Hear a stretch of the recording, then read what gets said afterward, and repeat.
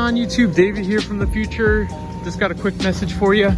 Tomorrow is December 1st and tomorrow is the last day Black Friday deal where you can get 20% off this ROADANVI X12 Subaru Head Unit stereo system. I know it's a quick decision, tomorrow's a big day, but just, you know, I would recommend this totally. You do get Apple Carplay. Just for a quick little summary, you do get phone mirroring and way more. Just watch the video. Definitely recommend it. Get yourself this for Christmas or for somebody else. Let's get on to the unboxing. What is going on YouTube? AVI Back Another video, and today's video is going to be really exciting because we were just sent this by ROADANVI. They sell products like car stereos for Toyota, Subaru, Honda, Mazda, but in this case they sent us a Subaru head unit for my 2016 Subaru Impreza 2.0i. It's the limited edition. Just right off the bat, they did send this to us for free. We'll have a link in the description having their product features and everything. But yeah, just want to let you guys know, just to be transparent, we're going to just do unbox, install, and review. We'll give our honest opinion. But truly, this has been anticipated by me for a while. I really wanted that new car feeling again, so hopefully this product will help boost up that feeling. Because as you guys know, for being the limited trim, it doesn't come with Apple CarPlay, Android Auto, that type of thing. But hopefully after this install, we can get those cool features and more. But nonetheless, let's get started with the unboxing. So this is their latest and greatest Subaru stereo unit. They call it the X12 Subaru stereo head unit, just for reference. And we got a box and a box. In-car entertainment system. All right, it comes with installation steps. It has all the wiring diagrams for you, what each wire does. It's got a user manual when you go into the settings and everything. It's got some nice styrofoam padding. And then here is the head unit itself. But as you can see, it does come with the top trim, the vents, and it has the AC holder here, AC control holder. And here's the screen itself. It's going to be a much bigger screen. It's got buttons on the side. There's no volume, there's no tuning knob. I am going to miss that, I do gotta say, but it might be well worth the exchange. You can see here there's some wires. It's all laid out nice and organized. Power cable, accessory cables, more cables. Oh, these are some trim piecings for the actual hazard button. So if you have a WRX, you're gonna have a hazard button like this. If you got the Impreza, you'll have like a longer hazard button. And then they got some trim removal pieces. They're black, and they have some zip ties just to organize some of the wires behind the stereo. Nothing else in here. So yeah, this should be exciting. But other than that, we'll show you guys the install step by step, and let's get to it. All right, guys. So here's my car, 2016 Subaru Impreza 2.0i Limited. All right, heading on inside.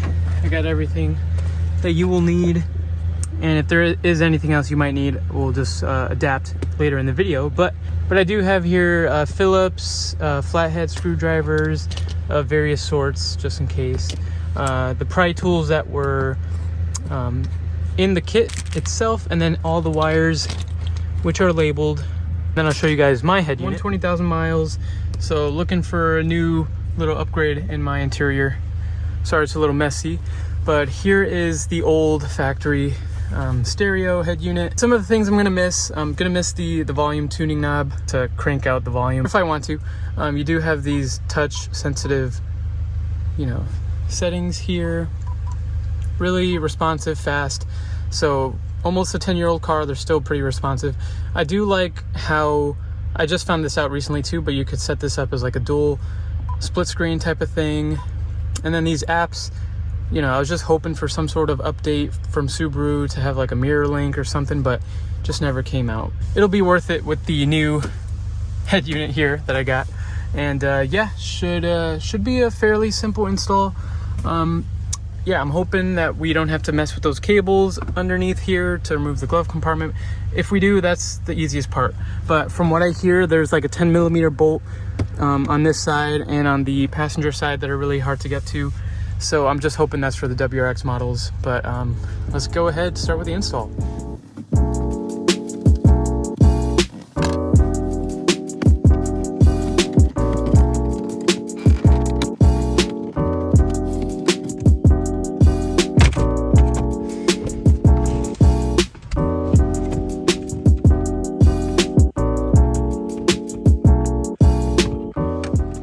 Looks pretty good, and I've never had to remove this trim before, so obviously the first time is going to be a little bit more difficult, but there's that. Let's move on to step 2.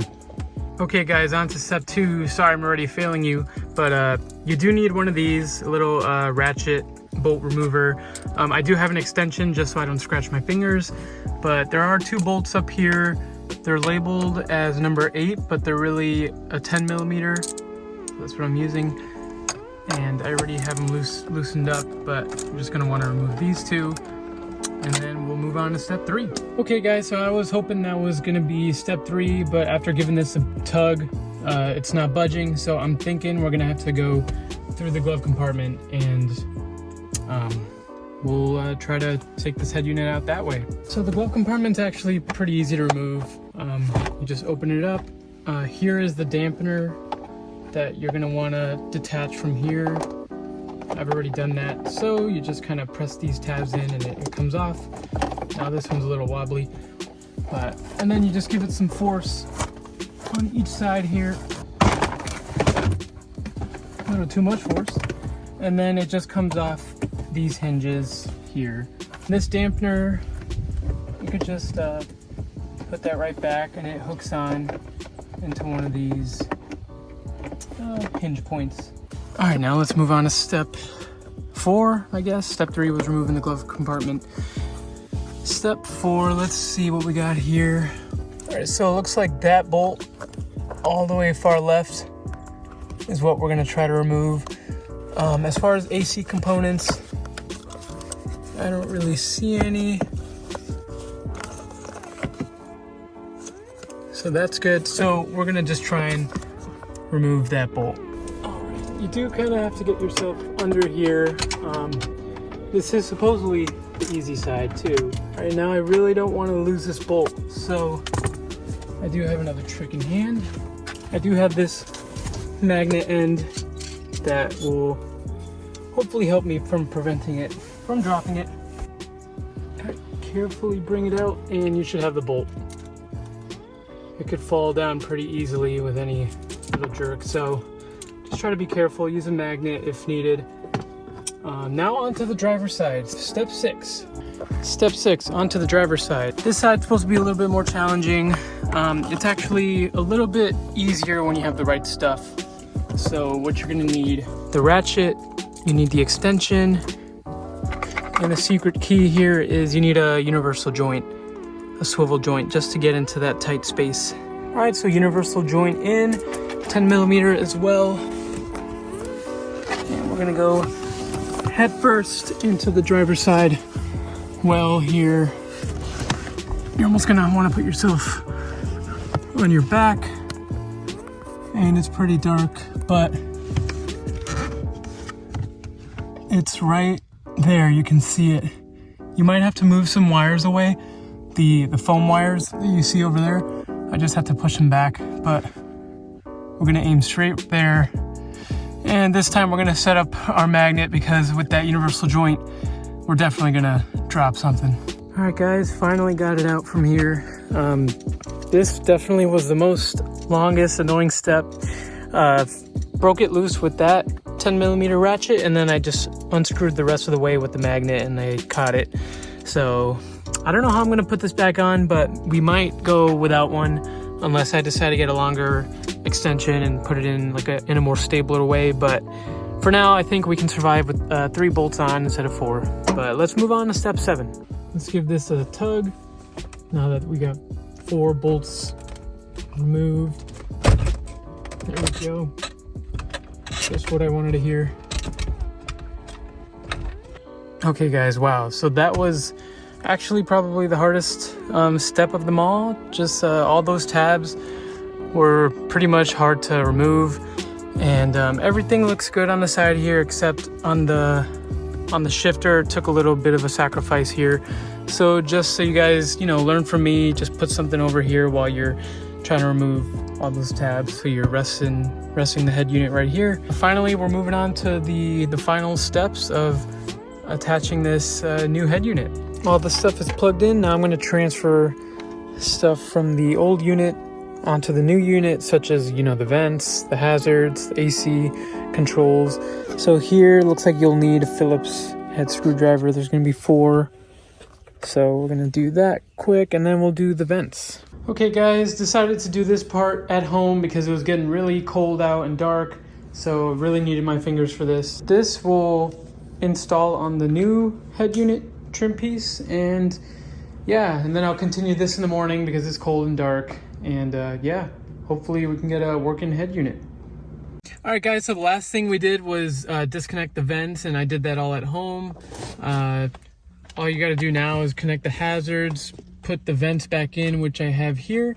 And if you could show here, the vents were actually a little bit of a process to put on. The stock plastic pieces were on the thicker side on the bottom here, as you can see. Yeah, these little pieces here were a little thick, so I actually had to take a Dremel and thin it out a little just so the vents can squeeze in there. The Impreza style hazards, so they give you the little clip. It comes with 4 little screws that you just screw into here, here, here, and here. So you do need a little like a micro Phillips screwdriver. And then the AC unit just screws back in down here, just screws back in right into place. Like I said, this is all digital, so it just clips back in right with this big clip on the bottom right there. And yeah, so now onto the wiring part. So thankfully most of the stuff is, or actually all of it is just plug and play. If you guys just follow what I have here, you'll be golden for the most part. We'll start from the top. Here we have your GPS antenna so that the car is able to use GPS without Wi-Fi or 3G connection. So that's a must-have if you want to play it safe out there, just not with your dead phone on the highway. This one is your radio. If you want to listen to FM, AM radio, you just plug that in. And let me see where you connect it. Yeah, it just connects right into this cable. This one right here. This one is your like video, your backup camera. This is how I have it set up. Yellow cam in with the cam video connection. All the rest are covered. If you have like a stock radio unit and you just want your backup camera to work, this is how you would do it. This is also how I have it with the next set of wires. Aux right, aux left. Yeah, that's kind of how I have it. Aux right, aux left into your aux left, aux right. Onto this purple one. This one is the Carplay wired. If you would like your Carplay to be running with a wire, that's the purple one. This blue one is also just a set of random USBs if you just want USB connectivity. Yeah, and then this one is the big one that powers on the unit, everything. You just like plug it into the main wiring harness. And yeah, and then just basically if there's any other like blank cables, just try and plug in whatever you can to whatever, and then just test it out. That's kind of how I've been doing it. For me, I did use the stock telematics unit from Subaru. It seems like this helped with the front speakers to work as well. So yeah, and then again, everything works perfect except the rear speakers. Just FYI, if you're okay with the improved quality of sound, but just the rear speaker is not working because you have an amplifier, then that's just the case for playing here. But that's basically the setup here. Let's turn it on for the first time for you guys. And actually, while we're here, here's the wires we didn't use. This one is for your connection to the 5G network. If you want to pay $10-20 a month, add it to your phone bill, if that's what you want to do, you can do that. This is the Wi-Fi cable. Like I said, if you are willing to pay for that Wi-Fi, you need the SIM card for that. So these kind of go together. This one here is your microphone. So you actually don't need to run this if you don't want to, but this unit has a mic somewhere that you're able to talk to while you're making phone calls. So you're able to run it without this mic and be annoying, like have it just stuck on up here. If you like the cleanliness, then you don't have to run that. And then these are some cables. I think if you had like the subwoofer, you would use this set of cables, but this kind of replaces this one right here that's already connected. So that's what I didn't use. And then there's a little 4G antenna I also didn't end up using, which, you know, I don't have to. So yeah, let's pop this back into place. Let's turn on the unit, see how it goes. Seal it all together. Yeah. So yeah, as you can see, the unit's in. All the trim is lined up. There's like no gaps. Now we're gonna start up the head unit. We'll test everything out.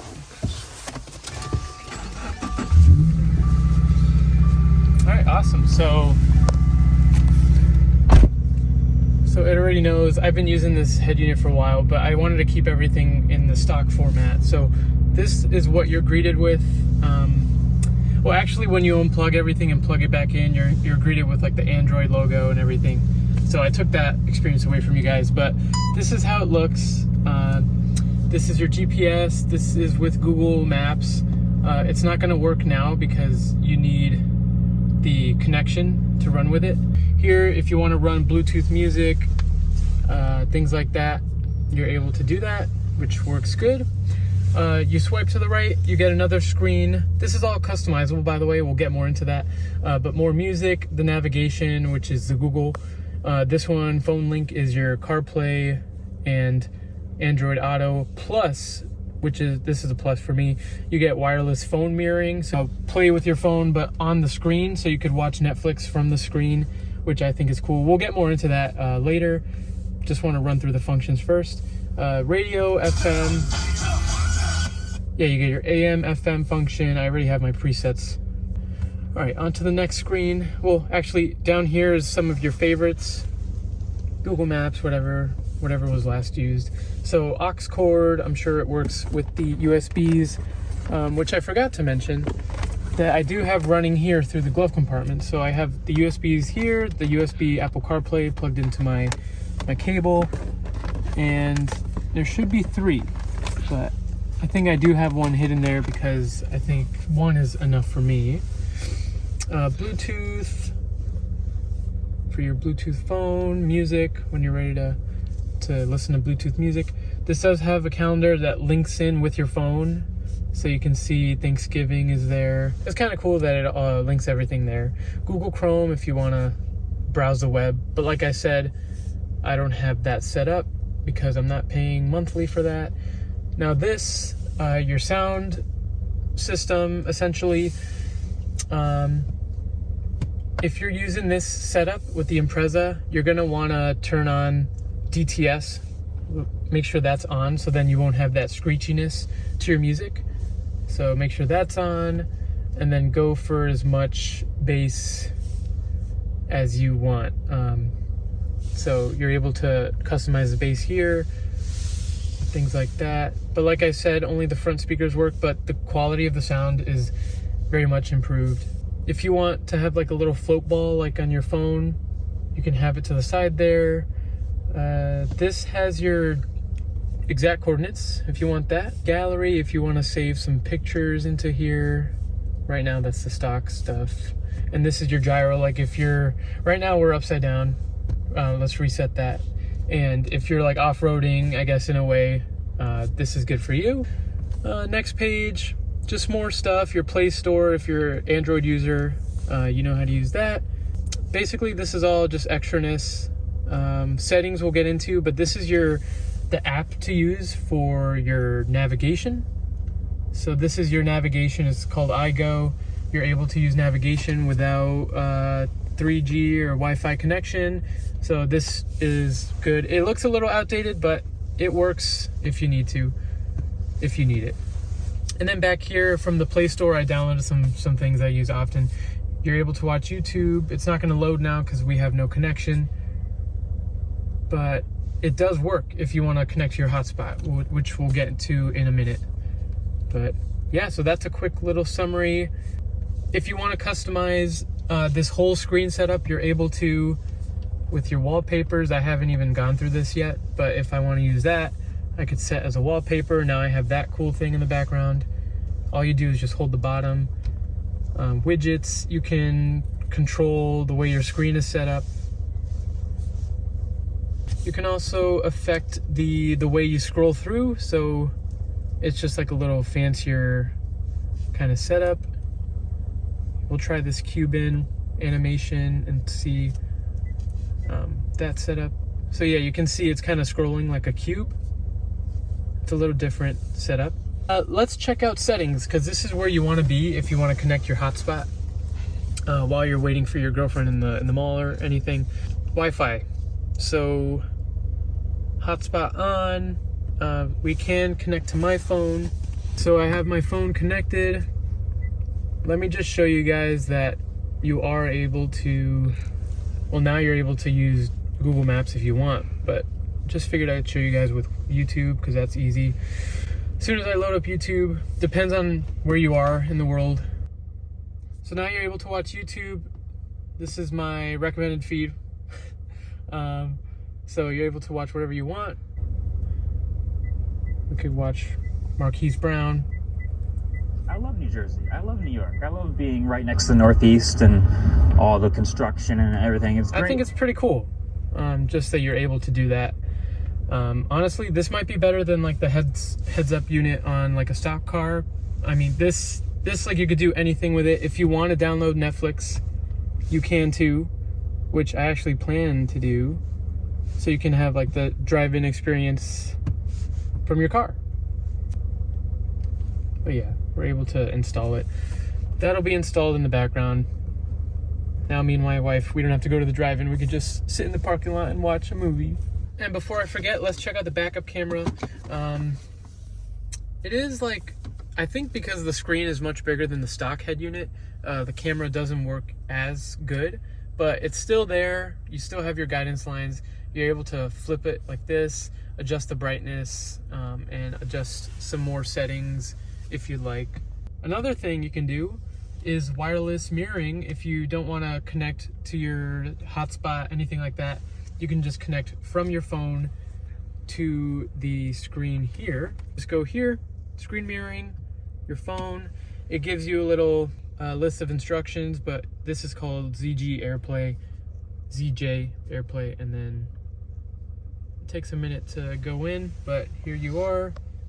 Now you're able to just use your phone from here. Another thing I do want to say is it doesn't work to use your phone on the screen. You will have to use it from your phone. But I think it's like a nice little touch, nice little cool feature that this car offers. So I really like this head unit. Again, it's by ROADANVI. It's the X12. It's their latest and greatest head unit. I really like it. It was an easy install, and it was good showing you guys how to install it and everything. Yeah, I think it's honestly, this gives me like this new car feeling, just to have Apple CarPlay at the minimum in this 2016 Impreza.